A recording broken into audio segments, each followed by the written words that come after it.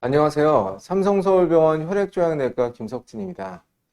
오늘 이렇게 토요일 날 오전부터 이렇게 저희 한국혈액암협회에서 주관하는 림프종 온라인 공개 강좌에 참여해 주신 많은 분들께 먼저 감사드립니다. 저는 현재 대한혈액학회 림프종 연구회 위원장을 맡고 있습니다. 그래서 오늘 이렇게 좋은 자리에 진행을 맡게 되었습니다. 사실은 이제 저희가 이 행사를 사전에 준비하면서 많은 분들을 저희 이렇게 직접 뵙고 현장에서 얘기도 나누고 또 질문도 좀 더 생동감 있게 받고 답변할 수 있는 그런 자리를 마련하고 싶었었는데 아시는 것처럼 지금 그 코로나 상황이 또 다시 갑자기 나빠져서 우리 안전을 생각해서 부득이하게 이렇게 온라인 공개 강좌로 전환을 하였습니다. 저도 개인적으로 굉장히 많이 아쉽고 또 원래 현장에 참석하시려고 하셨던 분들도 몹시 좀 아쉬우실 것 같아요. 하지만 저희가 내년에는 정말 더 좋은 자리 그리고 더 즐거운 자리를 마련할 것을 미리 약속을 드리고요. 그리고 또 오늘 비록 온라인 강좌이지만 저희 학회에서 가장 강의를 잘하시는 분들을 모셨기 때문에 아마 오프라인 같은 온라인 강좌가 될 거라고 저는 생각하고요. 미리 안내를 받으셨겠지만 오늘 행사는 1부와 2부로 구성이 되어 있습니다.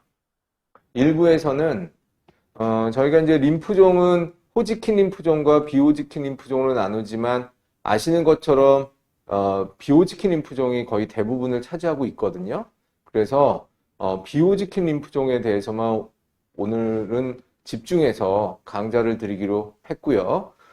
처음 일부 시간에는 비호지킨 림프종 중에서 제일 많은 게 미만성 거대 비세포 림프종이다 보니까 미만성 거대 비세포 림프종에 대해서는 2부 시간으로 옮겨서 그 시간에 아주 집중적으로 우리가 다루도록 하고 오늘 오전에는 첫 번째 강의 때는 비호지킨 비세포 림프종 중에서 미만성 거대 비세포 림프종을 제외한 나머지 림프종에 대해서 심도 있게 다루는 시간을 갖도록 준비를 했고요.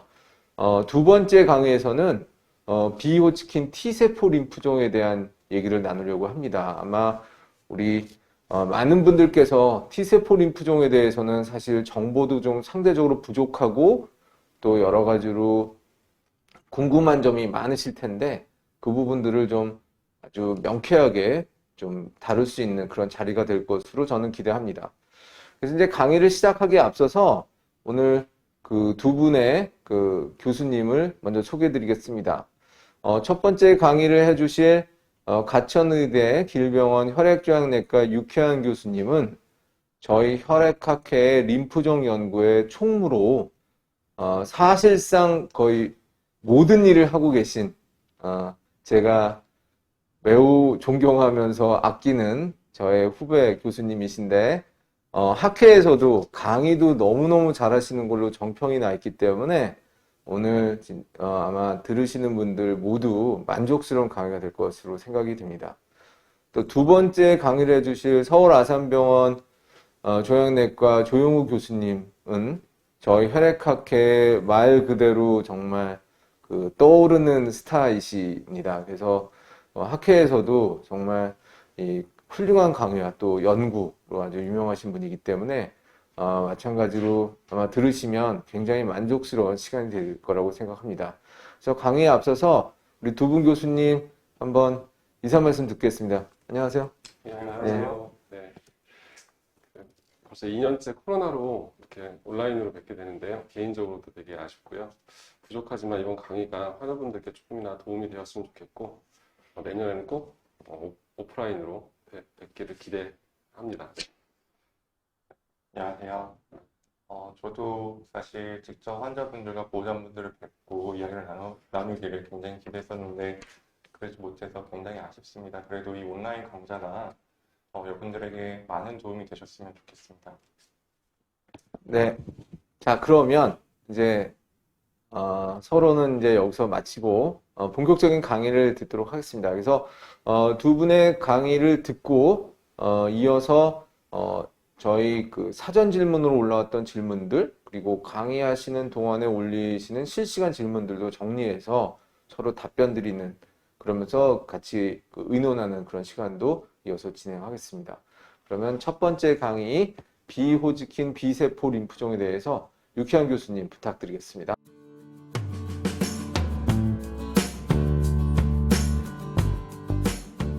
네, 이번 시간에는 비호지킨 비세포 림프종 중에서 제일 많은 타입인 광범위 큰 비세포 림프종, DLBCL을 제외한 나머지 비세포 림프종의 I형에 대해서 말씀을 드리겠습니다.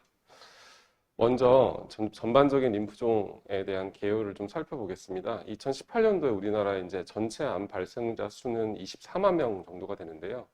림프종은 호지킨과 비호지킨 림프종을 모두 합쳐서 약 5,500명 정도를 차지해서 10위 정도의 발생률로는 10위 정도에 위치하는 그런 암종입니다.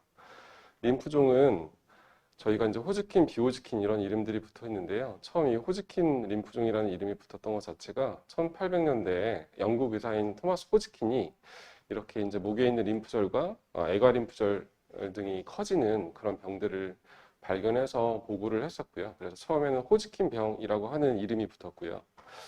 이후에 이제 호지킨 병과 다른 림프절을 침범하는 그런 종양이 있다는 걸 알게 돼서 호지킨 림프종과 다르다고 해서 비호지킨 림프종이라고 하는 이름을 붙였습니다. 그 이후에 이제 면역학이 발달하면서 비호지킨 림프종은 세포 기원에 따라서 B세포 림프종 그리고 이제 T세포 림프종 이런 암종들로 저희가 나누게 되었고요. 호지킨 림프종 같은 경우에는 고전적 호지킨이나 아니면 결절 림프구 우세 이런 타입들로 나누게 됩니다. 림프종은 처음에 이제 발병할 때 이렇게 림프절 침범으로 나타나는 경우도 있지만 한 절반가량에서는 림프절과 함께 또는 림프절은 없으면서 이런 장을 침범한다거나 피부를 침범한다거나 드물게는 다른 부위의 병변이 없으면서 이렇게 뇌 종괴의 형태로 나타나는 경우도 있을 수가 있습니다. 림프종 진단을 위해서는 어느 부위에 병변이 있는지를 확인하기 위해서 저희가 일반적으로 CT를 촬영을 하게 되고요. 그리고 이제 PET-CT를 촬영하게 되면 림프절이나 림프절 외에 다른 장기들, 요새는 이제 골수 침범도 저희가 확인할 수 있어서 왼쪽에 보시는 것처럼 이런 PET-CT를 촬영을 하게 되고요. 확진에는 이제 제일 중요한 게 조직 검사가 되겠습니다. 림프절을 이제 조직 검사를 하게 되는데 침범한 림프절을 이렇게 하나를 똑 떼서 완전히 절제를 해서 절제 생검을 해서 저희가 슬라이드를 만들어 가지고 이렇게 봐야지 림프절의 어느 부위에 문제가 생겼는지 어느 부위에 어떤 이상한 세포들이 있고 정상적인 림프절의 구조물들을 어떻게 이제 망가뜨리고 있는지 또 10개 이상의 여러 가지 면역 화학 염색을 해서 이 세포가 어디에서부터 기원을 했는지를 알아야지 림프종을 진단을 하고 분류를 나눌 수가 있기 때문에 조직 검사가 굉장히 중요합니다. 이후에 골수 침범을 확인하기 위해서 저희가 골수 검사를 함께 시행을 하게 되지만 이제 일부 림프절이나 다른 부위에서 조직 검사가 어려운 주로 이제 골수나 비장을 침범하는 그런 림프종에서는 골수 검사를 통해서 림프절을 확진을 하게 되고요. 또 반대로 최근에 PET-CT라든가 다른 검사들이 발달했기 때문에 골수 검사 없이 골수 검사를 하지 않고 림프절 병기에 대한 검사를 마치고 치료에 들어가는 일부 케이스들도 있을 수 있습니다. 림프종 병기는 저희가 애나버 병기라고 하는 것을 사용을 하게 되는데요. 국소 부위, 한 부위의 림프절만을 침범하는 경우에는 1기, 그리고 횡격막을 기준으로 해서 한쪽에 있는 여러 부위의 림프절을 침범하는 경우에는 2기, 횡격막 양쪽에 여러 부위의 림프절을 침범하는 경우는 3기, 그리고 림프절 외에 다른 장기나 골수 등을 침범하는 경우에는 이제 4기로 분류를 할 수가 있습니다. 그래서 2012년도까지 이제 우리나라 림프종에 어떤 I형들이 있는지를 살펴보면 전체 림프종 중에서 한 80% 정도는 이제 B세포 림프종이 되겠고요. T세포 림프종이 한 15%에서 많게는 한 20% 정도, 그리고 호지킨 림프종은 약 5% 정도를 차지하고 있습니다. B세포 림프종 중에서도 말씀드렸던 것처럼 광범위 큰 B세포 림프종, 예전에 이제 미만성 거대 B세포 림프종이라고 불렸던 DLBCL이 한 60%를 차지하고 있고요. 두 번째로는 우리나라에 이제 헬리코박터 균이 대부분 많이 가지고 있기 때문에 헬리코박터 균에 의해 생기는 위점막 말트 림프종이 많아서 그래서 변연부 림프종이 두 번째로 많이 진단이 되고요. 그 이외에는 소포 림프종이라든가 그 다음에 만성 림프구성 백혈병, 버킨 림프종, 외투세포 림프종 등의 순으로 발병을 하고 있습니다. T세포 림프종은 다음과 같아서 다음 시간에 조영우 교수님께서 자세히 말씀을 해주실 것 같습니다. 이런 분류 체계들은 현재는 이제 WHO 분류를 따르고 있는데 이 분류 체계는 이렇게 많은 각각의 다양한 세포의 아형들을 가지고 있고요. 실제로 저희가 진료에서 보기 힘든 림프종을 보는 사람들도 보는 의사들도 만나기 힘든 그런 병들도 있고요. 매우 이제 흔하게 볼 수 있는 그런 암종들도 있습니다. B세포 림프종은 미성숙한 세포에서 생기는 백혈병과 유사한 비림프모구 백혈병 림프종이라고 하는 병들이 있고요. 성숙한 B세포에서는 광범위 큰 B세포 림프종, 변연부, 소포, 만성 림프구성 백혈병, 버킷 림프종, 외투세포 림프종과 함께 되게 다양한 다른 드문 질환들이 함께 생기고 있습니다. 이렇게 림프종의 종류가 굉장히 다양한 이유는 이 림프구들이 우리 몸의 골수에서부터 여러 단계를 거쳐서 발달을 하고 분할을 하게 되고요. 그 단계 어느 단계에서 문제가 생겼는지에 따라서 각기 다른 성질을 가진 림프종으로 이제 발생을 하게 되기 때문인데요. 이렇게 골수 안에 있는 초기 림프구에서 문제가 생기는 경우에는 백혈병에 가까운 급성 림프모구 백혈병 림프종으로 발병을 할 것이고요. 어느 정도 성숙이 이루어진 다음에 림프절로 이동해서 림프종이 생기는 경우에는 광범위 큰 B세포 림프종이나 버킷, 외투세포 림프종, 그리고 이제 분화가 거의 다 이루어진 다음에 그런 세포들에서 문제가 생기는 경우에는 소포 림프종, 변연부 림프종 이런 것들로 발병을 하게 됩니다. 임상적으로는 이렇게 이제 빨리 진행하는 공격형 림프종과 천천히 진행하는 지연형 림프종으로 나눠서 생각을 해볼 수가 있는데요. 광범위 큰 B세포 림프종, 버킷 림프종과 같은 이런 공격형 림프종들은 진단되는 즉시 적극적이고 고용량의 복합 항암 화학요법을 통해서 저희가 완치를 목적으로 치료를 하게 되고요. 또 필요한 경우에는 아주 고용량 항암 치료를 하면서 자가이식이라는 방법을 사용하게 됩니다. 반대로 소포림프종 같은 지연형 림프종에서는 치료가 꼭 필요한 상황에서만 면역항암 화학요법으로 치료를 하게 되는데 이때 치료 목적은 최대한 장기간의 관해를 획득을 해서 재발을 가능한 한 늦추는 그런 목적으로 저희가 치료를 하고 있습니다. B세포 림프종에서 가장 중요하게 사용되는 이제 치료 약제 중에 하나가 위툭시맙이라고 하는 CD20번을 타겟으로 하는 표적 치료제, 항체 치료제입니다. 우리 몸에 있는 B세포는 세포 표면에 CD20이라고 하는 특이 항원을 가지고 있는데요. 이 리툭시맙이라고 하는 항체 치료제는 이 CD20을 인지하고 결합할 수 있는 그런 부분이 있어서 이 리툭시맙을 주입하게 되면 우리 몸에 있는 B세포 림프종 세포에 가서 세포 표면에 있는 CD20에 결합을 하게 되고요.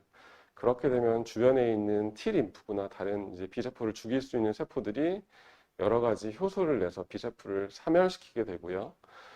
또 보체를 활성화시켜서 B세포 표면에 구멍을 내서 이 암세포를 죽일 수 있는 그런 표적 치료제가 리툭시맙입니다.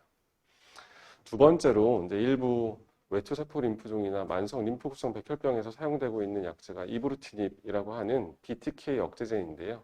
이 이브루티닙이라고 하는 약제는 이 저분자량의 약제로서 우리 세포 내에서 이루어지는 신경 전달 체계를 차단해서 이 세포가 최대한 분열하지 않고 증식하지 않으면서 사멸할 수 있도록 그렇게 도와주는 역할을 하는 약제입니다. 각각의 이제 아형별로 병들의 특징과 치료 방법을 좀 보시면요. 우리나라에 헬리코박터가 많기 때문에 가장 이제 흔하게 볼 수 있는 B세포 림프종 중에 하나가 위 점막에 생기는 말트 림프종입니다. 저희가 점막 관련 림프 조직 림프종이라고 하는 이름이 붙어 있는데요. 이름이 길기 때문에 영어 약자를 써서 말트 림프종이라고 많이 들어보셨을 것 같고요. 주로는 이제 위점막에 이런 병변이 생기면서 조직 검사에 의해서 림프종이 진단이 되게 되고 주로는 헬리코박터가 양성입니다. 그렇기 때문에 이제 헬리코박터에 의해서 염증 반응이 진행되다가 그것이 림프종으로 바뀌는 것이기 때문에 1차 치료로는 헬리코박터 제균 치료를 1, 2주 정도 시행을 하게 되고요. 제균 치료만 해도 다른 항암 치료 없이 80% 이상의 환자분들이 이제 치료가 되는, 관해가 이루어지고 완치가 되는 그런 질환인데요. 일부 환자들에 있어서는 치료 반응이 늦거나 치료가 되었다가도, 관해가 되었다가도 재발을 하는 경우가 있기 때문에 그런 경우에는 2차 치료로 저희가 방사선 치료를 주로 이제 시행을 하게 되고요. 또 한 가지는 이제 헬리코박터가 음성이면서 생기는 말트 림프종 같은 경우에는 제균할 헬리코박터균이 없기 때문에 첫 번째 치료로 방사선 치료를 권고를 하고 있습니다. 방사선 치료 이후에 이제 드물게 재발하는 경우에는 리투크시맙을 포함한 항암 치료를 하거나 또는 이제 위절제 수술 등을 고려를 할 수가 있습니다. 이 말트 림프종은 위점막 외에도 여러 가지 점막에서 모두 생길 수가 있고요. 종종 보는 것이 이제 결막에 이렇게 생기는 결막의 말트 림프종인데요. 1차 치료는 양구 주변으로 해서 방사선 치료를 시행을 하게 되고요. 보통 이제 반대편의 안구에 다시 재발하는 경우가 있는데 그렇게 되면 이제 반대편 안구에 방사선 치료를 하게 되고요. 최근에는 이런 방사선 용량들이 많이 낮아졌기 때문에 뭐 백내장이라든가 다른 부작용이 크지 않으면서 충분한 치료 효과를 볼 수 있습니다. 만약 이런 것들이 방사선 치료 한쪽에서 다시 재발하는 경우에는 리투크시맙과 같은 치료들을 저희가 생각을 할 수가 있겠습니다. 이 위점막이나 결막 외에도 폐나 기관지, 갑상선, 소장이나 대장, 방광과 같은 여러 개의 점막이 있는 부위에 말트 림프종이 생길 수가 있는데요. 이렇게 말트 림프종이 생겼을 경우에 보통은 이제 수술적으로 절제를 하고 오는 경우가 많거든요. 그래서 절제가 완전히 잘 이루어진 상황이라면은 뒤에 치료 없이 경과 관찰이 가능하지만 재발 가능성이 높거나 병변이 남아있다면 저희가 방사선 치료 등을 고려를 하게 되고요. 이후에 이제 다시 재발한다거나 다른 부위에서 재발하는 경우에는 리투크시맙을 포함한 항암 치료를 고려를 할 수 있겠습니다. 그 밖에도 이제 드물게 림프절 자체에서 생기는 변연부 림프종이 있습니다. 이런 경우에는 1차 치료로 리투크시맙과 벤다무스틴이라는 약제를 병합한 BR 요법을 시행을 하거나 RCBP라고 하는 항암 요법을 이제 사용해 볼 수가 있겠고요. 이런 것들이 재발하는 경우에는 다른 여러 가지 구제 항암 요법을 한다거나 또 하나는 이제 최근에 나오는 시도되고 있는 여러 약제인 PI3 카이네이즈라고 하는 인산화 효소 억제제, 또 앞서 말씀드린 이브루티닌과 같은 BTK 억제제 등을 포함하는 그런 임상 시험 등을 시도해 볼 수 있을 것 같습니다. 드물지만 전체 림프종 중에 한 0.2, 0.3% 정도, 1%가 채 안 되는 그런 드문 림프종 중에 비장과 골수에서 생기는 변연부 림프종이 있는데요. 이 비장의 변연부 림프종과 같은 경우에는 병의 진행이 늦기 때문에 경과 관찰을 하는 경우도 있고요. 또는 이제 리투크시맙 단독으로 4주나 6주 간격으로 6주 동안 매주 주사를 맞는 그런 단독요법을 시행하기도 하고요. 재발하는 경우에는 비장 절제술을 하는 것도 치료에 도움이 될 수 있겠습니다. 그 다음은 이제 소포림프종입니다. 소포림프종은 소포라는 말이 작은 주머니라고 하는 뜻인데요. 림프절 떼어낸 조직 병리 사진을 보면은 림프종 세포들이 이렇게 작은 주머니를 이루어서 따닥따닥 이렇게 붙어 있는 것들을 알 수 있어요. 이 안에 이제 림프구들이 수없이 많은 림프구들이 모여 있게 되는 거고요. 그래서 소포림프종은 1기 또는 2기로 진단되는 경우에는 저희가 방사선 치료가 가능한 범위 내에 있다. 범위가 넓게 펼쳐져 있지 않고 방사선 치료가 가능하다고 하면 방사선 치료를 고려를 할 수가 있게 되고요. 방사선 치료가 어려운 그런 상황 같은 경우에는 큰 문제가 없다면 경과 관찰도 가능합니다. 3, 4기 같은 질환에서는 당장 치료가 시급하지 않은 그런 상황 같은 경우에는 충분히 경과 관찰을 할 수가 있고요. 뭔가 증상이 있다거나 발열이나 체중 감소가 있다거나 종괴가 커서 종괴로 인한 불편감이 있다거나 골수 침범을 통해서 혈액세포들이 줄어드는 혈구감소증이 있다거나 콩팥이라든가 다른 장기 기능들이 떨어진다거나 아니면 최근에 빨리 진행하는 경우에는 치료가 필요한데요. 이때는 이제 BR 요법을 시행을 할 수 있고요. R찹이나 RCBP 요법 같은 것도 가능합니다. 이런 관해 유도 치료 이후에 관해가 획득이 되면은 2년 동안 8주마다 2달마다 리투크시맙이라고 하는 약제를 이제 유지요법으로 사용을 하면서 최대한 재발을 늦추게 되는 그런 치료들을 시행을 할 수가 있습니다. 재발하는 경우에는 치료가 전에 이제 비알요법을 하는 경우에는 알초압이라는 항암 치료를 시도를 해볼 수가 있겠고요. 최근에는 이 리툭시마브 레날리도마이드라고 하는 약제를 붙여서 사용하는 치료 방법도 개발이 되어서 도입이 되었습니다. 그리고 이제 리툭시밥에 사용한 이후에 이제 빨리 재발하는 경우, 리툭시밥을 사용할 수 없는 경우에는 리툭시밥과 유사한 다른 CD20을 표적으로 한 표적 치료제인 오비누투시밥을 사용하는 GB요법과 같은 치료도 생각을 할 수가 있고요. 그 밖에 이제 인산화 효소 억제제와 같은 임상 시험들을 저희가 고려할 수 있겠습니다. 그 다음 이제 외투세포 림프종인데요. 외투세포 림프종은 기본적으로 공격형 림프종이지만 항암 치료를 해서 관해를 획득하게 되면 대부분 수년이 지난 뒤에 뒤늦게 재발할 가능성이 높은 좀 그런 특이한 질환입니다. 외투세포 림프종과 같은 림프종 경우에는 뭐 모세포 모양 변이라고 하는 타입이 있어서 이런 경우에는 굉장히 공격적이고 항암 치료에 이제 잘 반응하지 않는 반응을 한다고 하더라도 금방 재발하는 그런 타입이 있을 수가 있고요. 반대로 드물지만 만성 림프구 백혈병과 유사한 그런 타입도 있어서 치료 없이도 경과관찰 가능한 그런 소수의 아형도 있을 수 있습니다. 기본적으로 외투세포 림프종과 같은 경우에는 조혈모세포 이식, 이 고용량 치료가 가능한 젊은 환자들 같은 경우에는 알초압이라든가 비알요법을 한 이후에 관해가 획득이 되면은 고용량 항암 치료를 하고 그리고 자가 이식을 하는 방법을 통해서 최대한 관해를 길게 유지하고자 하는 그런 방법을 사용을 하게 되고요. 이식이 어려운 고령 환자 같은 경우에는 비알요법이나 VR캡과 같은 항암 치료를 통해서 관해를 유지하는 그런 방법들을 사용을 하고 있습니다. 재발하는 경우에는 아까 말씀드렸던 BTK 억제제인 이브루티닌과 같은 약제를 사용을 할 수가 있고요. 이브루티닌을 사용한 이후에 재발한다거나 이브루티닌 듣지 않게 되는 경우에 이제 치료가 좀 어려워질 수 있는데요. 그런 상황에서는 여러 가지 구제 항암 요법을 통해서 다시 관해를 획득하는 방법을 고려를 하고 있습니다. 버킬 림프종과 같은 경우에는 버킬 림프종은 림프모그 백혈병에 가까운 아주 굉장히 공격적인 림프종입니다. 그 중추신경계 침범을 하는 경우도 많고요. 이런 위험도가 높아서 치료를 하면서 이제 뇌 실질이나 아니면 뇌척수색 침범이 없는지 잘 살펴봐야 되고 이곳에 대한 예방요법도 같이 이루어져야 되고요.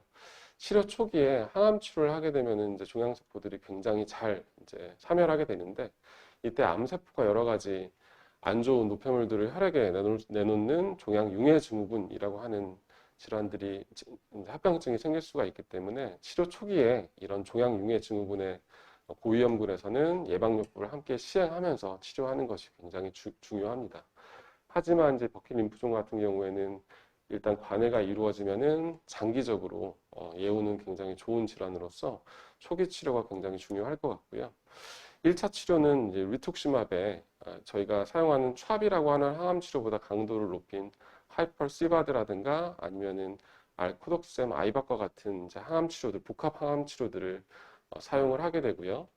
이런 고용량 치료를 견딜 수 없는 고령 환자 같은 경우에는 알촤베, 에토포사이드라는 약제를 추가한 알이포크라는 이런 요법들도 고려를 할 수가 있습니다.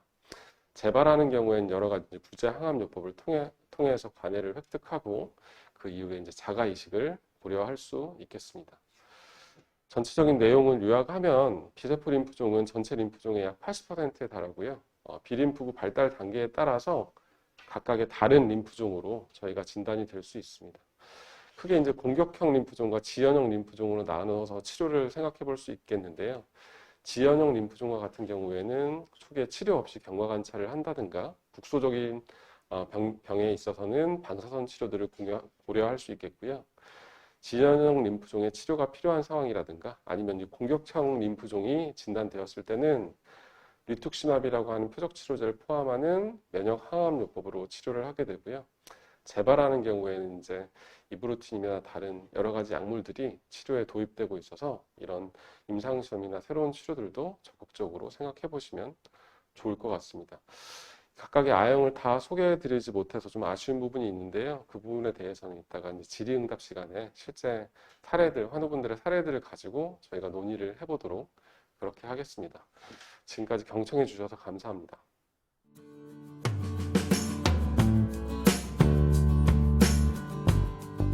이번 시간에는 비호지킨 T세포 림프종의 치료에 대하여 말씀을 드리겠습니다.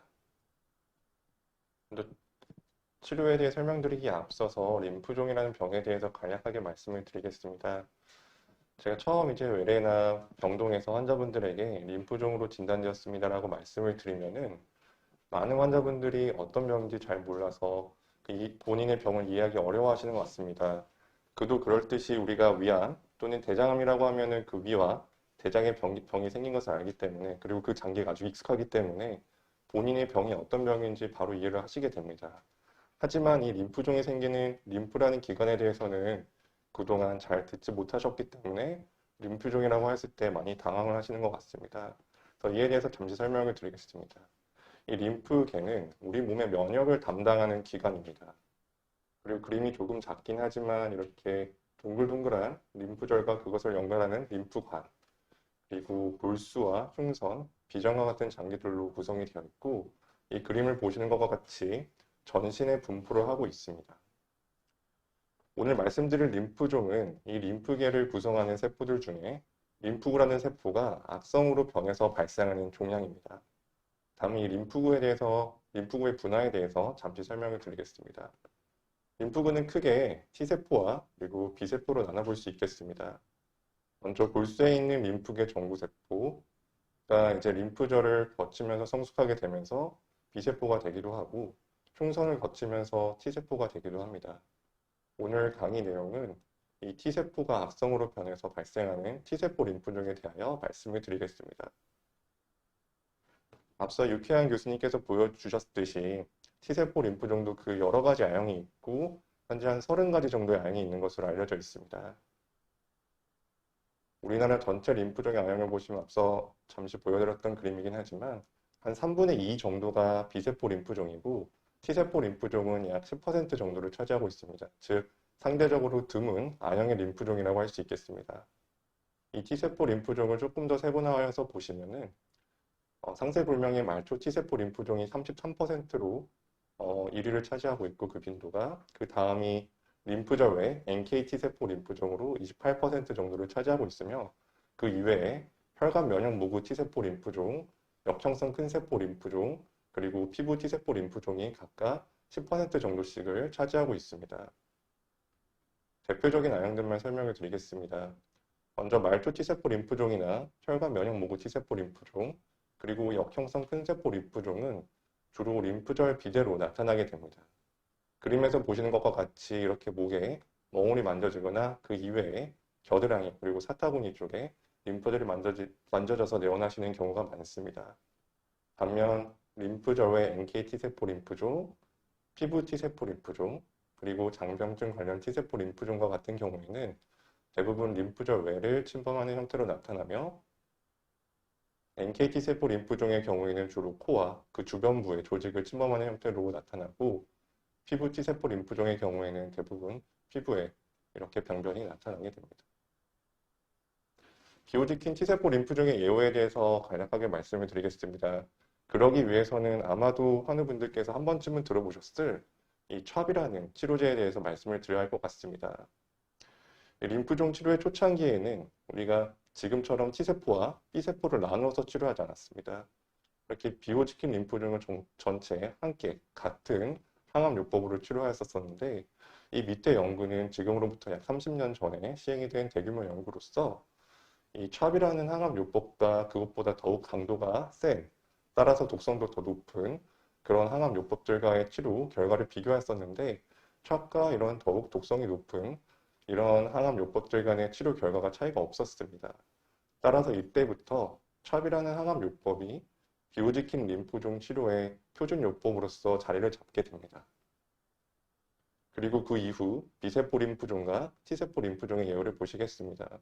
먼저 B세포 림프종을 보시면 이렇게 1993년에서 2002년도에 진단된 환자분들의 경우 5년 생존율이 약 50% 정도가 되었었습니다.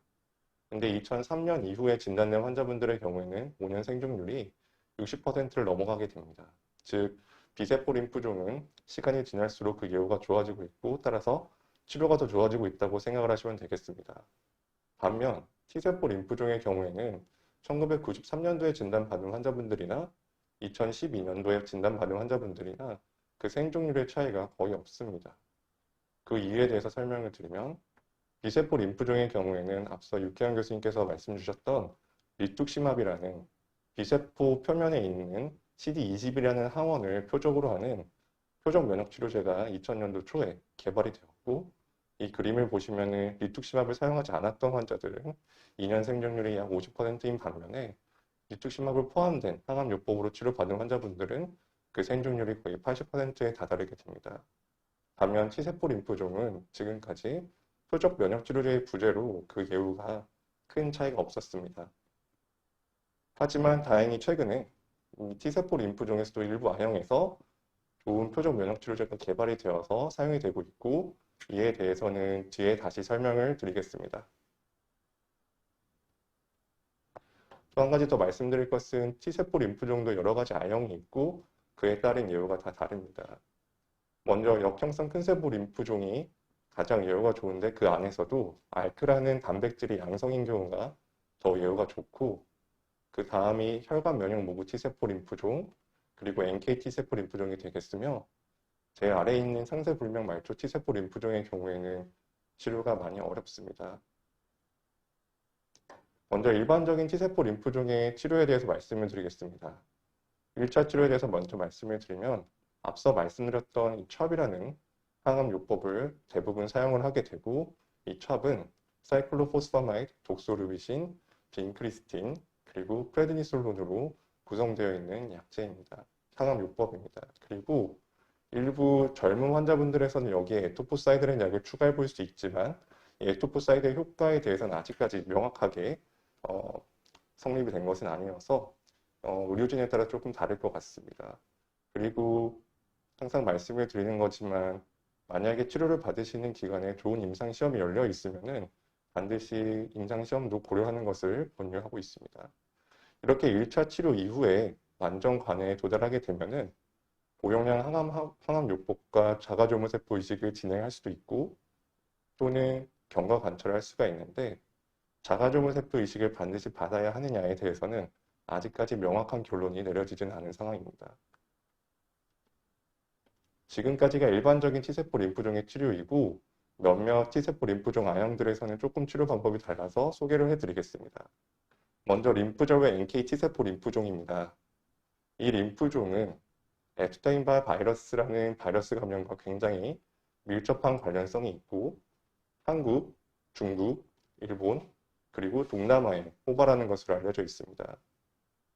주로 코와 코 주변부의 조직을 침균하는 형태로 발생을 하며, 따라서 이렇게 입청장에도 조직 손실이 올 수가 있습니다. 일반적인 T세포 림프종의 치료의 원칙은 항암치료입니다. 그리고 아주 일부 환자분들의 경우 항암치료 이후에 방사선 요법을 받기도 합니다. 하지만 NK T세포 림프종에서 국소병기, 즉 병이 한 곳에 국한되어 있는 경우에는 항암요법과 방사선 치료를 동시에 하고 연달아서 항암치료를 하는 방법이 항암치료를 먼저 한 다음에 방사선 요법을 하는 것보다 더 좋은 치료 결과를 보여주었기 때문에 현재 항암 방사선 동시치료 항암요법이 표준 치료로 받아들여지고 있습니다. 또한 이 NK T세포 림프종은 앞서 말씀드렸던 찹이라는 항암요법에 잘 듣지 않습니다. 그래서 그를 극복하기 위해서 많은 연구들이 있었고, 현재는 L-아스파라기네이즈를 포함한 아스파라기네이즈라는 약을 포함한 항암요법이 표준 치료로 사용이 되고 있습니다. 먼저 좌측의 그림을 보시면은 이 진행성 NK T세포 림프종에서 L-아스파라기네이즈가 포함되지 않은, 즉 찹과 같은 치료제로 치료를 하였을 때는 2년 생존율이 10에서 20% 정도로 좋지가 않습니다. 하지만 이 L-아스파라기네이즈를 포함하여서 치료하였을 때는 2년 생존율이 50%에 다다르게 됩니다. 또 이러한 치료 이후에 좋은 반응을 얻은 다음에는 고용량 항암 치료 후 자가조혈모세포 이식을 고려할 수가 있겠습니다. 다음은 역형성 큰세포 림프종입니다. 앞서 말씀드렸던 것 같이 예후가 좋은 T세포 림프종이 아형이며, 알크가 양성인 경우가 음성인 경우보다 그 예후가 더 좋습니다. 또한 특징적으로 CD30이라는 항원이 양성인데, 현재 이 CD30을 표적으로 하는 항체 약물 결합체인 브렌투시마 베도틴이라는 약이 개발이 되어 사용이 되고 있습니다. 이에 대해서 조금 더 자세히 설명을 드리면 이렇게 이 빨간색 선은 우리가 앞서 말씀드렸던 찹이라는 항암제로 치료를 받은 환자분들이고, 그리고 파란색 선은 이 찹이라는 항암제에서 하나를 빼고 브렌투시마로 바꾼 그런 치료법을 받은 환자분들인데, 보시는 것과 같이 3년 생존율이 찹으로 치료를 받은 환자분들은 약 70% 정도인 반면에 브렌투시마비 포함된 항암요법을 받은 환자들은 3년 생존율이 80%를 넘어가는 좋은 결과를 보여주었습니다. 그래서 현재 앓크 음성이거나 중간 위험도의 앓크 양성 역형성 큰세포 림프종에서는 이 브렌투시마를 포함한 항암요법이 급여가 되어 사용이 되고 있습니다. 다음은 피부 T세포 림프종입니다. 경상 16종이라는 피부 T세포 림프종이 가장 많은 빈도를 차지하고 있고, 그 이외에 다양한 원발 피부 T세포 림프종이 있습니다. 치료의 원칙은 이렇게 피부에만 병이 국한되어 있는 경우에는 국소 스테로이드 치료, 방사선요법, 광선요법 등을 받으시게 되고, 대부분 피부과나 방사선 종양학과에서 치료를 받으시게 됩니다. 또 일부 T세포 림프종 환자분들에서는 수술적으로 그 병변을 절제해 볼 수도 있습니다. 반면에 우측의 그림처럼 이렇게 병이 전신에 퍼진 경우에는 이런 국소 치료만으로는 치료가 어렵고, 아래와 같은 항암요법으로서 전신 치료를 하게 됩니다. 다음은 재발 시의 치료에 대해서 간략하게 말씀을 드리겠습니다.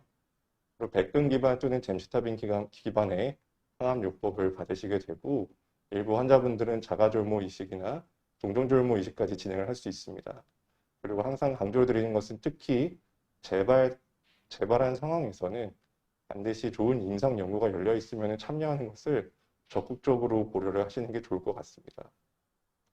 그 이외에도 CD30 양성인 T세포 림프종의 경우에는 앞서 잠시 말씀드렸던 브렌투시마 베도틴이라는 약을 사용할 수가 있으며, 혈관 면역 모구 T세포 림프종의 경우에는 아자시트린, 림프절 외 NK T세포 림프종의 경우에는 면역 관문 억제제 등의 치료를 사용할 수 있지만 아직까지 급여가 되진 않았습니다.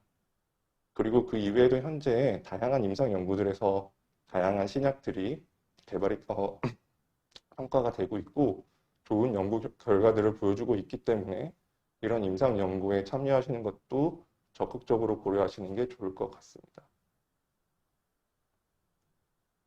네, 요약을 하면 비오지킨 T세포 림프종은 전체 비오지킨 림프종의 10에서 20% 정도를 차지하고 있는 드문 I형이며, 그 내에서도 다양한 I형들이 있고 예후가 다른데, 대부분의 I형의 경우에는 완치를 목적으로 치료를 시작을 하게 됩니다. 앞서 말씀드렸던 찹이라는 항암요법이 현재 가장 많이 사용되는 1차 치료제이고, 일부 젊은 환자분들에서는 에토포사이드린 약을 추가해 볼 수가 있겠습니다. 반응이 좋은 경우에는 고용량 항암요법 후 자가졸모세포 이식까지 진행을 할 수가 있으며, 특히 그동안 이제 T세포 림프종에서는 좋은 표적 치료제가 없었지만 현재 CD30을 표적으로 하는 브렌투시마라는 약이 나와서 좋은 결과를 보여주고 있습니다.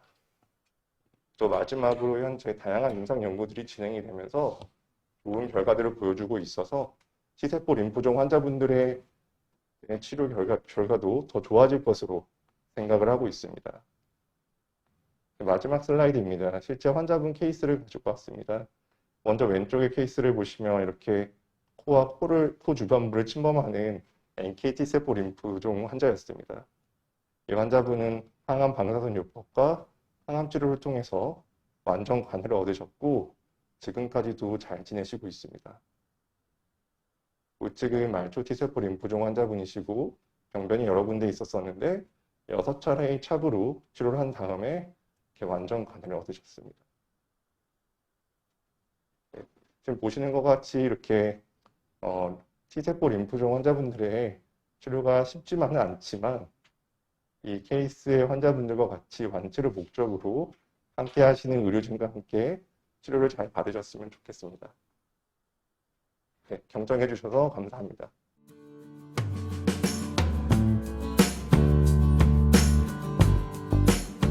네, 두 분 그 교수님 강의 너무 잘 들었습니다. 그러면 이제 질의응답 시간을 갖도록 하겠습니다. 우선 실시간 그 질문에 대한 답변을 드리기 전에 사전에 이 강좌 전에 질문을 하셨던 부분들을 하나씩 좀 짚어보도록 하겠습니다. 처음에 34세 올해 진단받으신 분이시고요. 말트 림프종으로 팔뚝, 상복부, 옆구리 이런 식으로 여러 분, 6개의 병변이 있었고, RCBP 치료법을 8번, 그리고 완전관해 판정을 받은 지 한 달이 경과되셨다고 하는데요. 그 질문은 재발하실 때 RCBP를 또 하게 되는지, 또 말트 림프종의 이유에 대한 겁니다. 우선 먼저 말씀드리고 싶을 것은, 이 말트 림프종은 아까 유쾌한 교수님 그 강의에서도 있었지만은, 사실은 대부분이 림프절 외기관, 즉, 눈이라든지, 위나 폐나 이런 데서 많이 발생하는 게 한 95% 정도고요. 림프절에서 발생하는 경우가 이제 변연부 림프종이라고 이제 다른 말로도 붙이는데 지금 질문을 주신 분은 아마 림프절에서 생긴 변연부 림프종일 것 같고 사실은 조금은 이 다른 림프절이 아닌 다른 그 림프절 외 기관에서 발생하는 말트 림프종에 보다는 그 림프절에서 생기는 변연부 림프종이 이유가 조금 더 못한 거는 사실입니다. 그래서 지금 질문하신 분께서는 뭐 앞으로도 정기적인 좀 추적이 좀 필요하고요. 만약에 이제 재발했을 경우에는 RCP를 재진행하는 것인지 유쾌한 교수님 어떻게 생각하세요? 이게 피부에 생기는 변연부 림프종이 이제 그렇게 많지 않은 것으로 알려져 있고요. 이렇게 림프절에 침범을 하면서 피부 침범이 있거나 아니면 그냥 1차적으로 피부에서 생기는 변연부 림프종도 있을 수 있을 것 같은데요. 근데 어쨌든 재발하는 경우에는 저희가 국소 재발인 경우에는 이제 방사선 치료하는 것이 방사선으로 국소 치료하는 것이 굉장히 효과적일 수 있을 것 같다는 생각이 들고요. 그렇지가 않고 방사선 치료 범위를 벗어나서 전신 재발을 하는 경우에는 RCBP를 처음에 치료를 했다면 비알법과 같은 치료를 하는 것이 오히려 더 좋지 않을까 이렇게 생각이 됩니다. 네. 네. 다음은 역시 올해 진단받으신 소포성 림프종, 옛날 말로 여포성 림프종에 해당하시는 분인데 비알요법 하시고 완전관해 그리고 유지치료 7번까지 받으셨다고 하셨는데 치료 성적, 최근 재발과 재발 시 치료법이 궁금하다고 하셨습니다. 유쾌한 교수님 어떻게 생각하세요? 소포림프종이 사실은 이제 치료 성적이 굉장히 우수한 편이고요. 어쨌든 이렇게 지연형 림프종은 결국 좀 이렇게 재발하는 경우가 많기는 하지만 소포림프종을 비알요법을 하고 또 알유지요법까지 한다면은 5년 이상 재발하지 않고 생존하는 환자들이 재발을 하는 환자들보다 더 많은 것 같습니다. 그리고 보통은 5년 생존율로 저희가 얘기를 하는데 이 소포림프종을 비알요법으로 잘 치료받으시는 환자분들은 10년 생존율이 80% 이상 되는 부분들도 있기 때문에 예후는 굉장히 좋을 거라고 생각이 들고요. 아까 말씀드렸던 것처럼 이제 재발하는 것은 이제 시기에 따라서 좀 치료 방법을 달리 생각을 할 수 있지만 BR 치료를 하고 나서 재발을 하게 된다면 R추합 치료를 하거나 최근에 시도되고 있는 R 리툭시막과 레날리도마이드와 같은 약제들을 사용하면서 치료해 볼 수 있겠고요. 또 다른 이제 인산화 효소 억제제 같은 것들이 포함되는 임상 시험들도 최근에 비교적 활발하게 진행되고 있기 때문에 이런 치료들도 충분히 고려를 해볼 수 있을 것 같습니다. 네. T세포 림프종 관련해서는 이 질문을 주신 분 경우는 조금 그 예외적인 T세포 림프종으로 해당이 돼서 제가 답변을 드릴까 합니다. 비호치킨 T세포 림프종으로 항암 치료를 했지만은 골수에서 계속 암세포가 사라지지 않아서 추가 치료를 했고 유지 이후 항암 치료를 하셨다고 하는데 어떤 치료를 하셨는지는 제가 뭐 정확하지는 않고요. 근데 문제는 그런 외에도 불구하고 다시 병이 아마도 골수에서 생겨지 않았을까 싶은데요.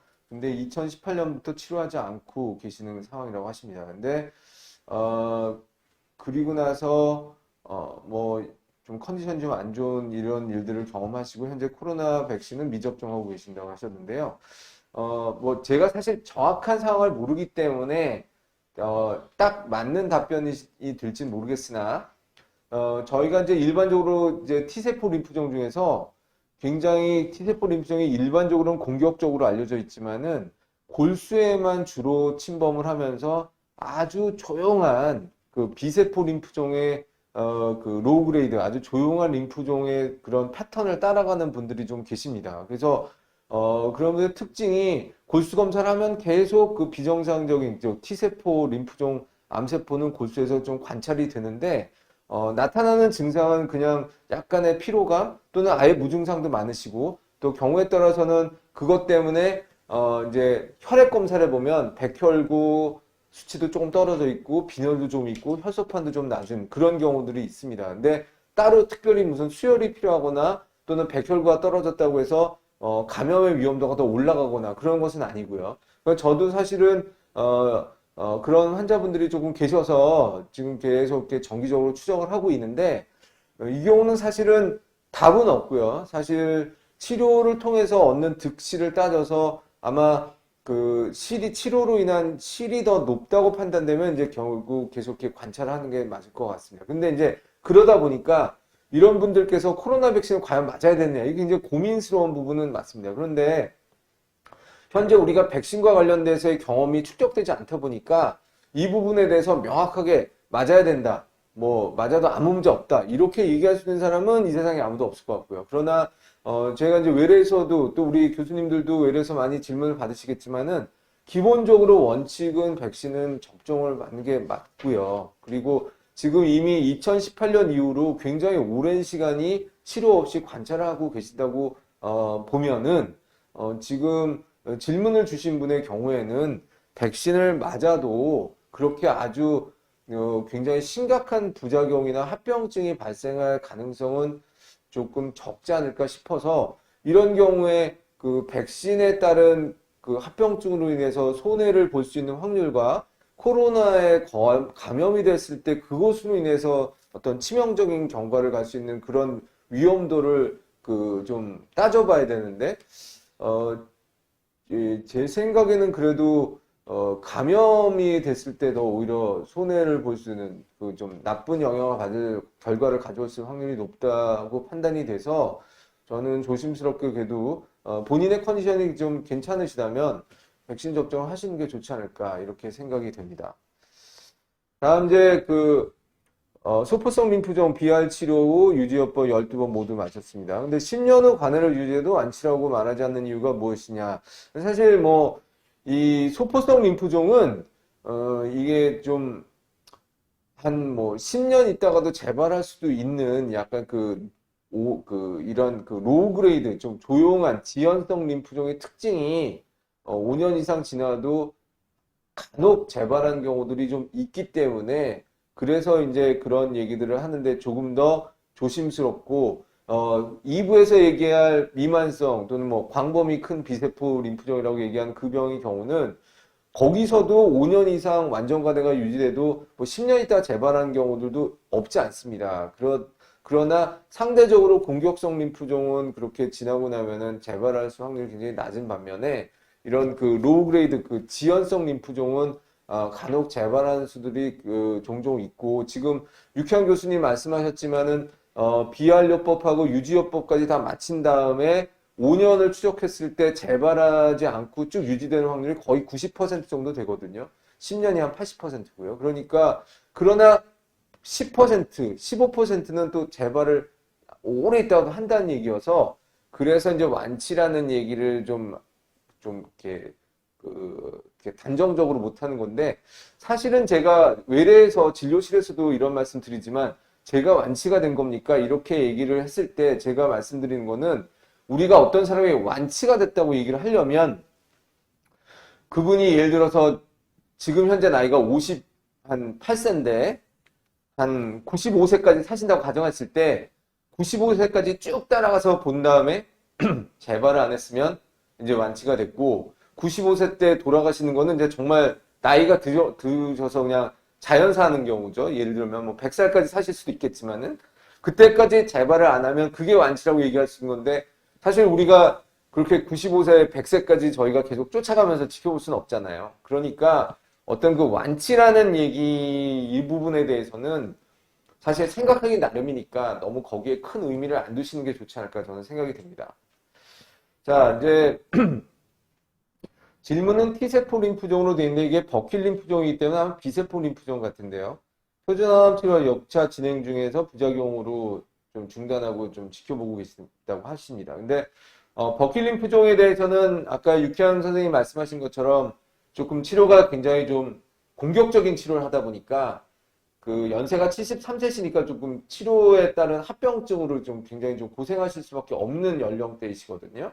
그래서 아마 담당하신 선생님께서도 6차 진행 중에 이런 문제가 있으니까 조금 추적을 하고 계신 것 같은데, 컨디션이 좋아지면은 다시 6차까지 진행되냐. 펫상에서는 암이 많이 없어졌다고 하는데, 그래서 이 부분은 뭐 정확한 그 결과를 보지 않고는 저희가 답변은 좀 어려울 것 같고, 담당 그 선생님의 판단이 가장 중요할 것 같은데, 마찬가지로 항암 치료를 통해서 얻는 득실을 따져봐서, 만약 그 5차까지 한 결과가 PET-CT상에서 완전 반해고, 그렇다고, 그리고 이제 어떤 건강 상태나 이런 걸 고려할 때 추가로 한 번 더 치료하는 것이 크게 도움이 되지 않는다고 판단이 된다면 여기서 멈추고 경과관찰을 할 수 있다고 저는 생각합니다.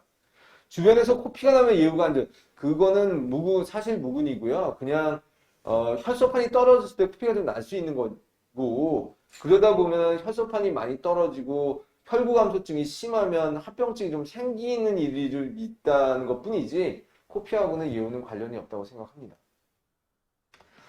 자, 마찬가지로 올해 진단받으신 비알 치료하시는 분인데 항암 치료 시 집에서 생활하시면서 가려된 음식과 공기청정기, 식기살균기 어떻게 필요할까요, 유키한 교수님?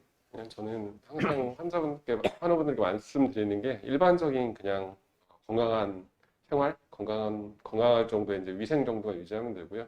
굳이 비용을 들여서 공기청정기나 식기살균기를 살 필요는 전혀 없을 것 같고요. 식사 같은 경우에 되게 많이 물어보시는데 크게 사실은 저희 병에 도움이 되는 그런 식품이 따로 있지는 않거든요. 그러니까 오히려 다른 뭐 농축액이나 액기스, 다른 건강식품들을 사서 드시는 것보다는 일반적인 식사를 그냥 골고루 잘 하시는 게 제일 중요할 것 같습니다. 네. 뭐 미세먼지가 기승을 부릴 때는 뭐 경제적으로 여유가 있으시면 공기청정기 정도는 뭐 괜찮지 않을까요? 자, 비활요법 4차 진행 중이신 분이신데요.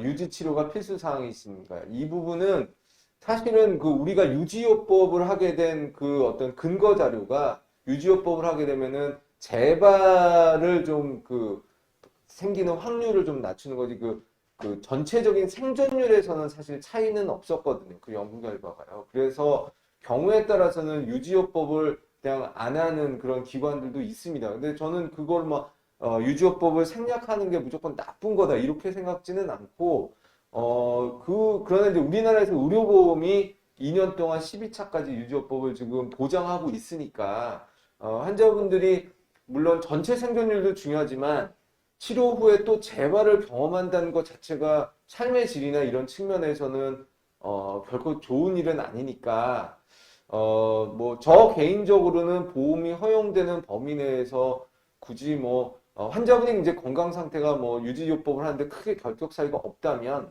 뭐 진행하시는 거는 큰 문제는 없다고 생각되고 또 안 한다고 해서 그것이 꼭 무슨 뭐 치료가 뭐 잘못된다 이렇게 얘기할 수 있는 부분은 아니라고 생각하는데 유 교수님은 어떻게 생각하세요? 저도 사실은 이게 그 혈액종양내과 의사들 사이에서도 이게 논란이 있는 부분이기는 해가지고요. 근데 이제 어떤 의사들은 뭐 굳이 할 필요 없다 이렇게 말하시는 선생님들도 있는데 이게 정답은 없는 것 같고요. 비교적 지금 환우분처럼 젊고 그리고 다른 뭐 문제가 없는 환우분들 같은 경우에는 유지요법을 하는 게 재발을 최대한 이제 늦출 수 있고 건강하게 지내실 수 있기 때문에 더 좋을 것 같고요. 반대로 저희 환자분들 중에 나이가 이제 70세, 80세에 가까우시고요.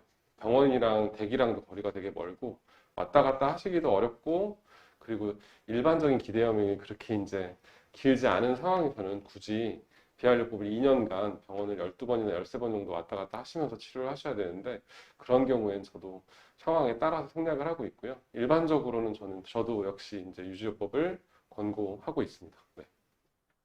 네.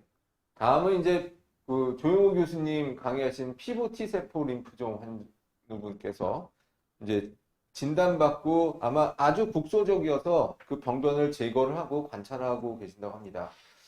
이럴 때 이제 나는 뭐 더 치료는 받을 필요가 없는 건가요? 이렇게 말씀하셨는데요. 조영우 교수님 어떻게 생각하세요? 네, 아마도 피부 T세포 림프종의 여러 아형 중에 아마 수술적 치료를 하시기로 하셨으면 C30 피부 T세포 림프종이라고 생각이 되는데요. 그런 경우에는 이제 피부에 국소적으로 병변이 있을 때는 수술적 치료로 완치를 얻으실 수가 있습니다. 그리고 경우에 따라서 방사선 치료를 추가해 볼 수 있지만 그것을 뭐 꼭 방사선 치료를 추가해야 되는지에 대해서는 아직까지 명확하게 결정된 것은 아니어서요. 피부에 국한되어 있고 수술적으로 잘 절제가 되셨으면은 이렇게 완치를 목적으로 하신 거니까 그렇게 생각하시고 좋은 결과를 기대하시면 될 것 같습니다. 네. 저 진료 보는 환자분들 중에서도 이렇게 그 진단 겸 치료로 조직 병변이 딱 떨어진다면은 이제 아무것도 없을 때는 관찰하는데 또 치료를 안 하시는 거에 대해서 굉장히 서운해 하시는 분들도 계시는데요. 그렇게 생각하실 건 없고, 저희가 항암 치료를 하는 의사이긴 하지만 그 암을 낳는 가장 좋은 방법은 항암 치료하지 않고도 그냥 최소한의 치료로 나을 수 있는 게 제일 좋겠죠. 다음, 이제 조금 이제 그 좀 특이한 경우에 해당하신다고 이제 생각하실 수가 있는데, 올해 진단받으신 분인데, 처음에 이제 다발고수종이 의심됐다가, 제가 이야기로는 결국 소포성 림프종으로 진단을 받으신 것 같은데요. 이 경우는, 종종 있습니다. 이게 이제 소포성 림프종 세포도 간혹 그 다발고수종에서 보이는 그 M단백이 늘어나는 것처럼 비정상적으로 단백질이 좀 그 혈액 수치에서 올라가는 경우들이 있거든요. 그러면은 아무래도 그런 경우에 먼저 생각하는 게 다발구수종이니까 다발구수종에 대한 뭐 골수 검사나 이런 여러 가지 검사를 하다가 다발구수종이 아니고 소포성 림프종에 2차적으로 발생하는 이제 단백 증가로 이제 결론이 나는 경우인데요. 근데 이제 이럴 때 이 소포성 림프종일 수도 있고 또 조금 다른 드문 이제 저지연형 림프종일 수도 있고 뭐 몇 가지 좀 의심이 되는 병들이 있는데요. 이럴 때 이제 그 다발고수종도 진단받으셨다고 해서 무조건 치료를 하는 건 아니지 않습니까? 그래서 질병 자체가 몸에 주는 어떤 영향이 미미하다면 경과 관찰을 좀 할 수는 있거든요. 그래서 아마 담당 교수님이 경과 관찰을 하고 계시는 것 같고요. 치료 시기를 결정하는 기준은 결국은 치료가 필요한 상황입니다. 결국 이 질환으로 해서 증상이 생겼거나 아니면 증상은 없더라도 뭐 빈혈이나 혈액 수치가 떨어지거나 아니면 그 영상 검사에서 유의하게 의미 있게 이런 메스가 덩어리가 막 커지거나 뭐 이런 경우 때 우리가 그 치료를 결정하는 거니까 이거는 담당 선생님의 의견대로만 쭉 따라가시면 될 것 같습니다. 그리고 그래서 이제 2번은 뭐 같은 맥락이고요. 그래서 PET-CT에서 뼈의 이상 소견 이거는 제가 뭐 결과를 보지 못한 상황에서 정확히 말씀드릴 수는 없지만 이 부분은 좀 비특이적인 소견이니까 아마 선생님도 좀 이 부분은 그냥 뭐 경과를 좀 보고 있는 것이 아닐까 판단이 되고 아마 다발고수종은 배제가 된 것이라고 저는 생각합니다. 자, T세포 림프종 관련해서요. T세포 림프모구성 림프종 슬래시 금성 림프구성 백혈병이라는 진단을 받았습니다. 림프종인가요? 백혈병인가요? 조영우 교수님. 네, 이름에서 나와 있는 것처럼 림프종의 형태와 백혈병의 형태 두 가지 모두 보이는 그런 질환으로서 골수에 있는 악성 림프모구성 세포가 이제 혈액에 돌아다니고 백혈병처럼 그리고 림프종처럼 림프절들이 커지면서 그쪽에 이제 나쁜 세포들로 인해서 림프절이 커져 있는 그런 양상을 동반하는 그런 질환입니다. 대개 치료는 백혈병의 치료를 따르게 됩니다. 그래서 항암요법 후 경과에 따라서 동종조혈모세포 이식까지 진행해 볼 수 있겠습니다. 네, 그래서 이 림프종하고 슬래시하고 백혈병은 그러니까 현재로는 생물학적으로는 같은 암세포라고 생각을 하고 있거든요. 근데 이제 어떤 임상적으로 나타나는 패턴에 따라서 덩어리로가 나타나는 게 좀 우세하게 나타나면 림프종이라고 표현하고 또 백혈병처럼 혈액 속에 비정상적인 암세포가 많이 나오면 그게 표현하는 거기 때문에 지금 조우 교수님 말씀하신 그런 치료 원칙대로 따라가는 게 맞다고 이해하시면 되겠습니다. 12지장 말트 림프종이 나왔는데요. 12지장 림프종은 희귀하다고 하는데 오진 가능성과 다른 림프종의 전환 가능성 및 예후인데요. 이 부분은 제가 답변을 드리자면 12지장에서도 림프종이 드물지만 종종 생깁니다. 그럴 때 12지장에서 오는 림프종 중에서 제일 많은 거는 소포성 림프종인데 그 12지장에서 오는 소포성 림프종은 대부분 12지장에만 국한되어 있는 경우들이 많습니다. 그래서 그런 경우는 뭐 국소적으로 방사선 치료를 하거나 아니면 그냥 경과 관찰을 하기도 하는 그런 병이고 경과 관찰을 하다가 정말 치료가 필요할 때 치료를 하는 게 일반적이고 예후는 매우 좋습니다. 근데 지금 질문하신 분께서는 12지장 말트림프종이라고 진단이 되셨다고 하시는데요.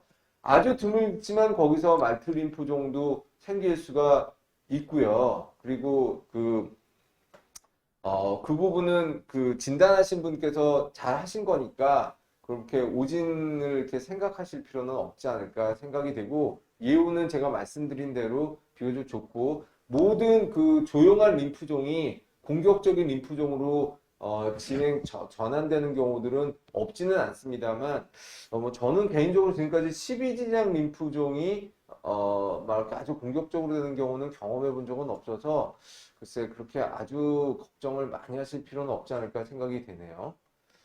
자, 지연성 마지날존 림프종은 진행은 느리지만 재발률이 높다. 그리고 소포성 림프종과 비슷한 치료를 하는 것으로 알고 있습니다. 치료 방법이 어떤지 유 교수님 부탁드립니다. 그 지연성 림프종, 그 변연부 림프종을 말씀하시는 건데 이런 경우에는 사실은 1차 치료를 RCBP를 저도 사실 제일 많이 하고 있고 뭐 급여랑 상관없이 사용한다면 BR요법 등도 사용을 할 수 있고요.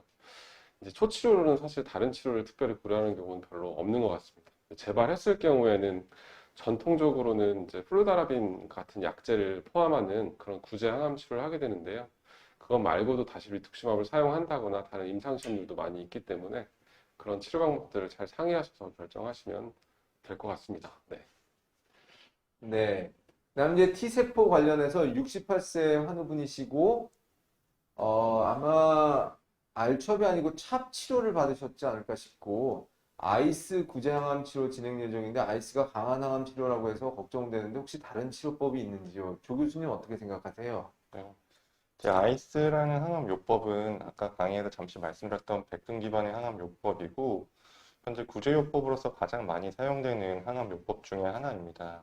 그리고 제 경험으로는 이 아이스 때문에 많이 힘들어하셨던 환자들은 별로 없었던 것 같고 좀 힘들어하셨을 때 용량을 좀 감량하면은 다들 잘 진행하셨던 걸로 기억이 되고요. 이거 이외에 다른 백금 기반의 항암요법들은 이 아이스보다는 독성이 더 심합니다.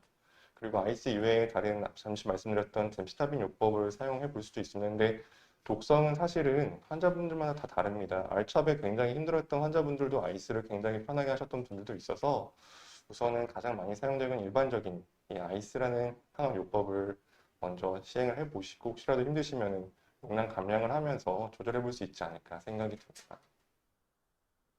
네.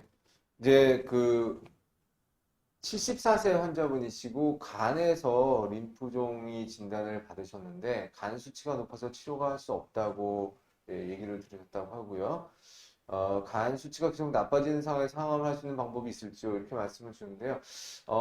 저 개인적인 생각은 물론 이제 간 수치나 이런 간 기능이 너무 안 좋으면 치료를 하는 데 있어서 치료로 인한 부작용이나 합병증의 위험도가 굉장히 높기 때문에 아마도 이제 여러 가지 이제 치료로 인한 그런 위험도를 고려해서 그냥 좀 시작을 하는 게 어려움이 있을 수 있는 상황이 있는 것은 맞습니다만, 제가 이제 지금의 현재 간 수치가 어느 정도 수준이어서 이런 상황이신지는 정확히는 모르겠어요. 그런데 일반적으로는 지금 이 질환 때문에 간 수치가 높아진 거기 때문에 이거를 이 질환에 대한 치료를 하지 않고서는 간 수치가 좋아지긴 좀 어렵거든요. 그래서 조금 다른 건강 상태나 이런 것들이 허락하는 범위라면은 아무튼 치료는 어떤 식으로든지 시작은 하시는 게 아마 낫지 않을까 싶고 아마 그 부분은 아마 담당 선생님도 그렇게 생각하고 싶지 않을까 싶습니다.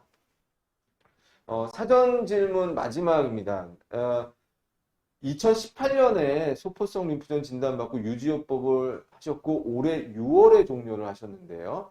다 좋은데 호중구 수치가 620개로 여전히 낮습니다. 이럴 때 도대체 제 호중구는 언제 올라가고 백신은 맞아도 되지 코로나와 독감 포함 이 경우가 굉장히 많은데요. 사실은 그 벤다무스틴이라는 약 자체가 굉장히 꽤 오랫동안 그 백혈구 수준을 좀 낮추는 그런 영향도 좀 있기도 하고, 저희가 어떻게 정확히 설명은 안 되는데, 이게 유지요법 하면서도 계속 수치가 낮은 분들 좀 계시기는 합니다. 그럴 때, 우선 너무 오랫동안 회복이 안 되면, 사실은 한번 골수 검사를 한번 해서, 정말 골수에 이상이 없는지 확인하는 게 중요할 것 같고요. 만약에 이제 그런 게 다 이상이 없다 그러면, 제 경험상으로는 대부분은 조금씩 다 회복은 되시거든요. 그래서, 뭐 좀 더 그런 그 검사, 정말 필요하시면 검사를 해보는, 근데 그거는 담당 선생님이 결정하실 것 같고, 결국은 호중구 수치에 대해서는 좀 기다려보는 게 제일 좋을 것 같고, 백신은 일단 이렇게 리투키맵과 같은 이런 항체를 맞으면 코로나 백신 경우에는 연구 결과상으로도 백신을 맞아도 항체가 생기는 효율이 조금 떨어지는 걸로 되어 있습니다. 그래서 그 부분은 이런 치료를 받으시는 분들이 감내해야 될 부분이 있고요. 하지만 백신을 언제 접종하는 게 제일 좋냐? 그것은 환자의 상태가 그 뭐 이제 백신 접종하는데 크게 뭐 하자가 없다면 항암 치료 중에도 맞을 수가 있고 또 항암 치료 종료 후에도 언제든지 맞을 수 있습니다. 그렇기 때문에 지금 물론 그런 혈액 수치나 이런 것들이 모두 정상이고 이전에 이런 리투키시마 치료를 안 받으셨던 분들보다는 백신을 맞고 나서 항체가 생길 수 있는 그런 부분들이 조금은 못할 수 있습니다. 그 호중구 감소 자체는 그 백신 그 효율에는 큰 영향은 없는 것으로 있지만 이런 리투키시마브로 해서 B세포가 많이 줄어든 거는 영향을 준다는 거는 있거든요. 그렇다고 하더라도 지금 이런 그 코로나가 이렇게 창궐하고 있는 중에는 백신 당연히 좀 고려를 하셔야 될 것 같고 독감 백신은 말할 것도 없이 꼭 맞으셔야 될 것 같습니다. 자, 그래서 여기까지 그 사전 질문은 다 나왔고요. 이제 실시간 질문에 대해서 얘기를 듣도록 하겠습니다. 닉네임 그 본인 이름을 다 하신 분은 성은 빼고 제가 말씀드리겠습니다. 영란님께서는 대장 림프종에 좋은 음식이 따로 있을까요? 조영우 교수님 어떻게 생각하세요? 저는 따로 없다고 생각을 하고 있습니다. 네. 그러니까 대장 림프종 환자분이 꼭 이걸 먹어야 된다 그런 음식은 없으니까 편하게 드시면 되고 연진님 그레이존 림프종과 종교동 원발성 림프종의 구체적인 차이 이거는 사실은 그 저희 굉장히 전문 영역이기 때문에 그러나 일반적으로 그레이존이 좀 더 예후가 좀 좋지 않은 것은 사실이고요. 그리고 종교동 원발성 림프종이 림프종 중에서는 거의 유일하게 여자분들한테 좀 많은 림프종인데 치료에 대해서 반응을 잘하고 좋은 코스를 가는 분들은 굉장히 다른 광범위 비세포 림프종하고 좀 큰 차이가 없이 좋은 코스를 가지만 일부 계속 반복적으로 재발하는 경우들은 어려움을 겪는 그런 림프종은 맞습니다. 그레이존은 굉장히 드문 림프종이고 임상적으로는 비슷한데요. 그 종격동에 생기고 그런데 아무래도 너무 드물다 보니까 좀 더 치료 데이터라든지 이런 게 좀 부족한 건 사실입니다. 노아님은 뭐 앞에 거는 뭐 지연형이 공격형으로 변할 수 있는 지효는 뭐 육현 선생님 어떻게 생각하세요? 지연형이 여러 가지 지연형의 A형들이 공격형 림프종으로 바뀔 수 있는데 어떤 걸 가지고 사실 예측이 사실 불가능하거든요. 그래서 가능성은 일반적으로는 굉장히 낮고요. 만약에 이제 지연형 림프종을 가지고 있는데 병이 굉장히 빨리 자란다거나 아니면 발열이나 체중 감소, 뭐 굉장히 힘든 피로감 이런 것들이 동반된다거나 하는 일이 있으면은 그런 때는 저희도 이제 공격형 림프종을 의심해서 다시 조직 검사를 하게 되지만 사실 일반적으로 빈도는 되게 낮고요. 그리고 어떤 걸로 이제 예측할 수 있는 그런 특별한 방법은 사실 없는 상황이라서 이런 걱정은 이제 미리 하실 필요는 없을 것 같습니다. 네, 그러면서 이제 T세포는 카티 치료 받을 수 있을지 물어보셨는데 현재 T세포 림프종에 대해서도 카티 연구가 이루어지고 있는 것은 사실이나 현재는 지금 어렵습니다. 빅맨님은 수포성 림프종이 재발에 대해서 유지치료 12번을 마치면 그래도 재발이 여전히 높은지 아니면 그냥 연장만 되는 건지 유평 교수님 어떻게 생각하세요? 그래서 일단은 기본적으로는 시간이 오래 지나더라도 5년 이상, 10년 이상 지나더라도 사실 재발하는 환자분들이 드물지만 있기 때문에 저희가 이 환자분이 언제 재발할지 딱 다른 걸 가지고 예측하기는 어려운데요. 관해 유지 치료를 하게 되면은 그런 확실히 재발하는 기간을 뒤로 확 미룰 수 있는 효과는 있어서 일반적으로는 사실은 재발률에는 크게 차이가 없지만 재발하는 기간까지의 기간은 충분히 연장할 수 있다고 생각이 들고요.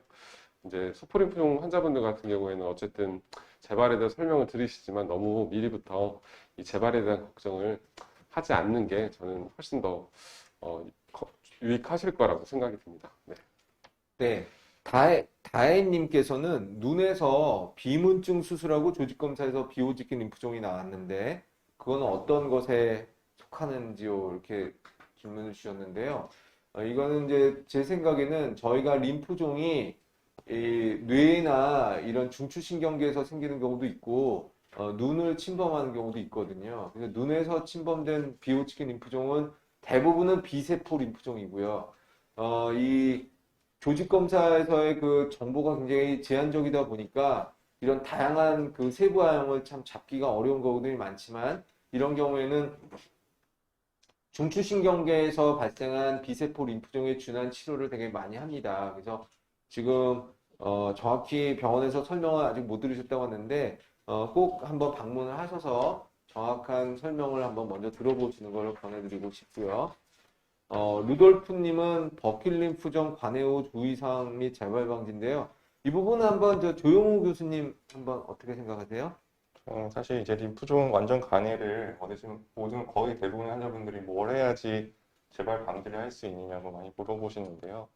일단은 저는 이렇게 해서 말씀하신 것처럼 재발을 먼저 생각하지 말라고 말씀을 드리고 마음을 편하게 가지라고 하고요. 또 특히 여쭤보시는 게 어떤 걸 먹어야지 재발을 방지할 수 있는지를 많이 물어보시는 것 같습니다. 아니면 저는 일반적인 시기 정도만 하셔도 된다고, 특별히 건강식품을 더 챙겨 드실 필요는 없을 것 같다고 보통 그렇게 말씀을 드리고는 있습니다. 특별히 환자분께서 뭔가를 더 잘해서 재발을 방지할 수는 재발에 영향이 미치지 않을 것이니까 마음 편하게 가지시는 게 제일 중요할 것 같습니다. 네. 절대 동의합니다. 자, 블리스님, 소포림프종 교수님마다 다르셔서 유지치료, 재발료 의미 없이 안 하시는 분도 계시다고 들어서 유지치료, 재발료. 근데 이제 앞서 말씀드린 부분입니다. 유지치료에 관련해서는 약간의 그런 논란의 여지가 있다는 부분은 앞에서 설명드린 거에서 아마 대답이 됐을 거로 생각이 됩니다. 만 2년 후, 그다음 길선님, 만 2년 후, 5년 후 재발 확률도 있는지요? 앞서 말씀드린 것처럼 뭐 10년 있다가도 재발할 수도 있고, 심지어 20년 만에 생긴 분도 계신데, 저는 그런 경우는 재발이라기보다는 다시 림프종이 생긴 거라고 설명을 드립니다. 그래서 이 부분은 너무 복잡하게 생각하지 마시고, 그냥 편하게, 그냥 아예 생각 안 하시는 게 더 좋지 않을까 생각합니다. 바바님, 소포성 림프종 1기로 방사선 치료를 했습니다. 3개월 후에 이제 검사할 예정인데, 만약에 치료가 잘 안 되면 어떤 치료가 있을까요? 유쾌한 선생님 어떻게 생각하세요? 1기에 방사선 치료했으면 대부분은 관해가 잘 획득이 됐을 거라고 생각을 하고요. 미리 이제 걱정하실 필요는 없을 것 같고요.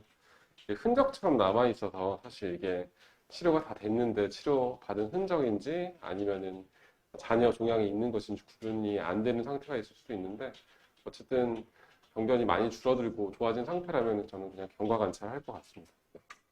네, 민수님께서는 피부에서 생긴 말트림프종으로 RCBP 항암 치료를 하다가 이제 유전자 검사에서 단클론이 양성이 아닌 음성이라서 이제 중단을 하셨다고 이렇게 질문을 주셨는데요. 이 부분은 사실 담당 선생님께서 제일 잘하시는 부분이라 제가 뭐라고 말씀드릴 수는 없지만 아마도 우리가 치료를 계속 유지를 하는 것보다 이제 종료를 하고 관찰을 하시는 게 환자분에게 더 도움이 될 수 있는 상황이 됐다고 판단하셔서 이렇게 결정을 하신 것으로 저는 이해를 하겠습니다. 그다음에 지윤 K님, 골반 쪽에 소포성 림프종 2기 판정을 받고 추적 관찰하고 계신데 아마 골반이 아니고 골반 쪽에 있는 림프절이었을 것 같아요. 이럴 경우 다른 장기나 골수로 전이되거나 하진 않을까요? 유쾌한 교수님. 워낙에 이제 소포림프종이 다른 림프종에 비해서 골수 침범을 잘하는 병이기는 하거든요. 근데 치료를 저희가 안 하고 아까도 경과 관찰하는 경우가 많다고 말씀드리는 이유는 골수 침범이 있다고 하더라도 치료가 필요한 상황이 되었을 때 치료를 하면 또 충분한 치료 효과를 누릴 수가 있기 때문에 지금 급하게 사실 치료할 필요는 없을 것 같고요. 역시 마찬가지로 네, 그냥 미리 걱정하시지 말고 주기적으로 진료 받으시면서 지켜보시면 충분할 것 같습니다. 네. 네. 나영님께서는 기도가 좁아져 보니 이제 조직검사에서 아마도 림프종으로 진단됐고 기관절개술도 하셨고 근데 이제 방사선 치료 후에 아직도 그 차도가 없다고 이렇게 좀 많이 안타까우셔서 이제 질문을 올리셨는데 이 부분은 이제 림프종에 대한 정확한 그 정보가 없다 보니까 뭐라고 말씀드릴 수는 없으나 일단 아마 방사선 치료 후에 이어서 또 추가적인 치료를 담당 선생님께서 하실 것 같고, 그래서 현재로서는 좀 많이 좀 답답하시더라도 좀 기다려 보실 수밖에 없을 것 같고요. 또, 방사선 치료 후에 조금 뒤늦게 서서히 반응이 나타나는 경우도 있으니, 좀, 해당 병원의 방침대로 쭉 치료를 이어가시는 게 제일 좋을 것 같습니다. 순자님께서는 7년 전에 위 수술에서 소림프구 림프종 진단돼서 추적 관찰입니다. 최근에 겨드랑이 쪽에 림프절이 커져 걱정입니다. 혹시 면역 치료도 가능한지요?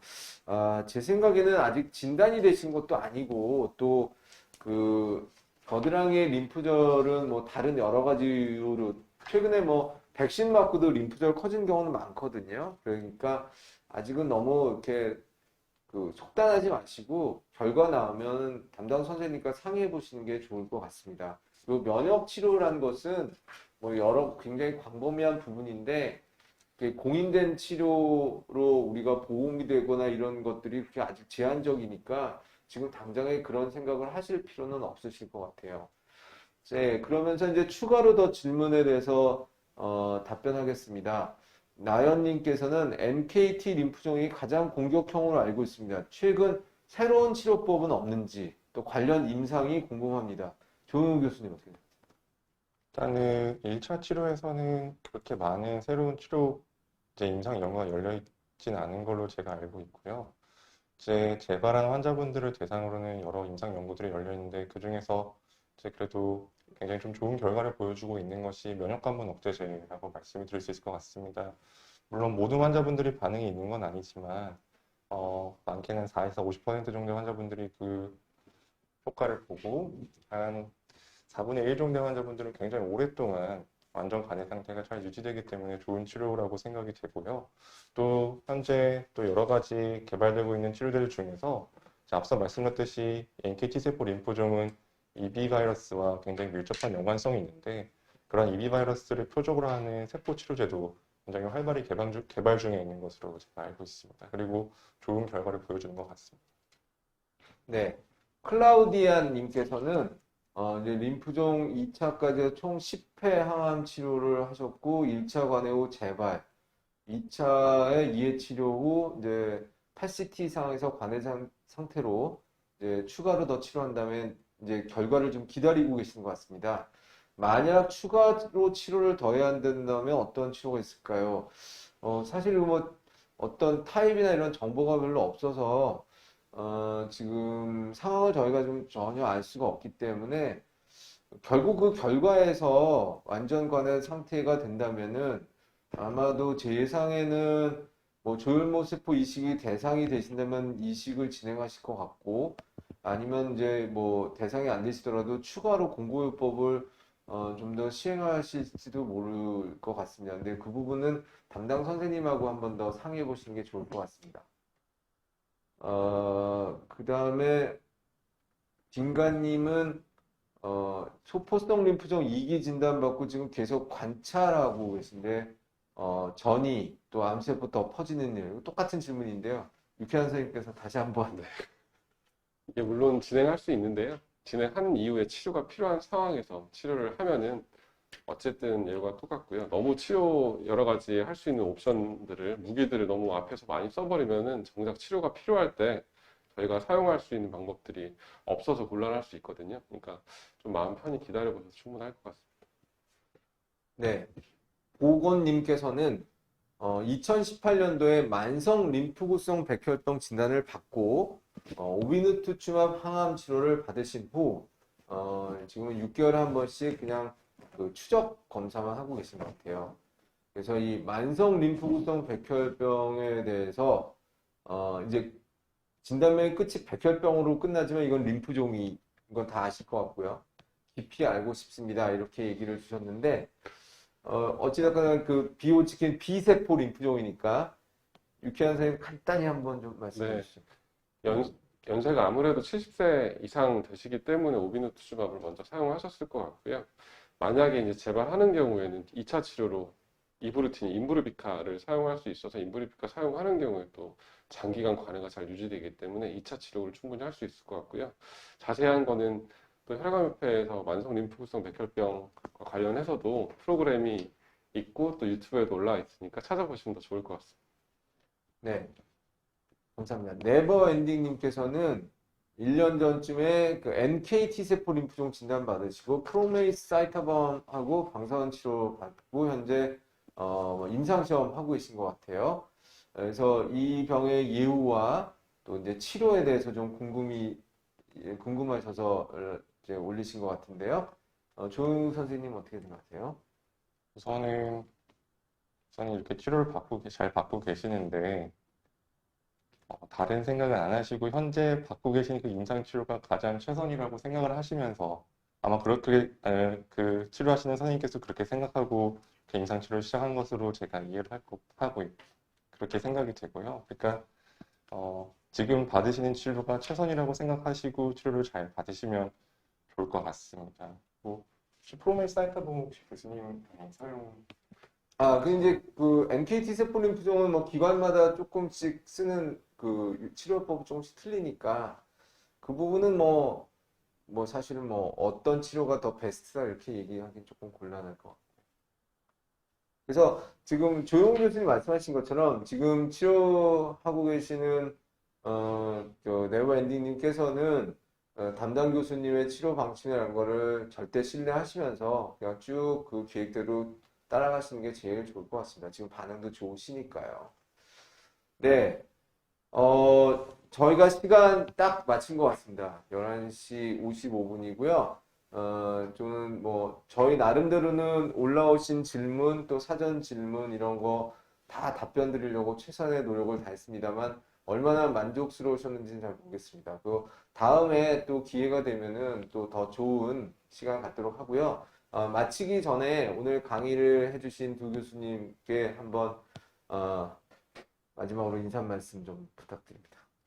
항상 이 공개 강좌 할 때마다 느끼는 거죠. 하나분들 수준이 점점 더 높아지시고 관심이 많으셔가지고 저희도 준비를 더 많이 해서 나와야 되겠다는 생각을 들고요. 진짜 다음번에는 오프라인에서 뵙게 되기를 기대하겠습니다. 이 시간 토요일 오전 긴 시간 함께 해주셔서 너무 감사하고 또 림프종의 치료가 쉽지만은 않지만 함께 치료하고 계시는 의료진과 또 함께 치료를 잘 받으셔서 좋은 결과가 있으시기를 기대합니다. 네, 다시 한번 오늘 정말 너무 좋은 강의와 또 자세한 답변해 주신 유쾌한 교수님, 조용희 교수님께 진심으로 감사드리고요. 오늘 오전 일부 시간을 이렇게 마치도록 하겠습니다. 점심 식사 잘 하시고요. 2부에서는 미만성 거대 비세포 림프종에 대해서 집중적으로 다룰 예정이니까 혹시 관심이 있으신 분들께서는 또 접속해 주시면 정말 감사하겠습니다. 그러면 토요일 오후 잘 보내시길 바라면서 1부는 여기서 마치겠습니다. 감사합니다.